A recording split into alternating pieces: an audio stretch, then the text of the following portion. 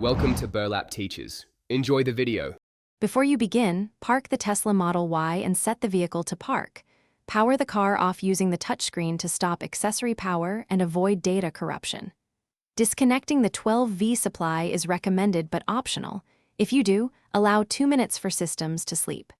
Gather tools: Torx T20 driver, plastic trim pry tools, flashlight, and an anti-static wrist strap if you have one. Work on a flat surface, and allocate at least 30 minutes so you do not rush and damage trim or connectors.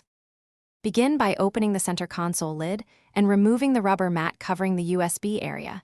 Use a plastic trim tool to lift the mat and pry the front trim up gently. Beneath the mat, you will find 2 Torx T20 screws. Remove both and keep them in a small container. Lift the console top straight up about 1 inch to reveal the USB module.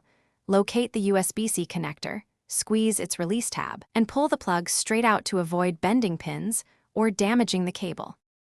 To reinstall, align the USB module and press the USB connector in until you hear the release tab click, confirming a secure fit. Do not force it at an angle.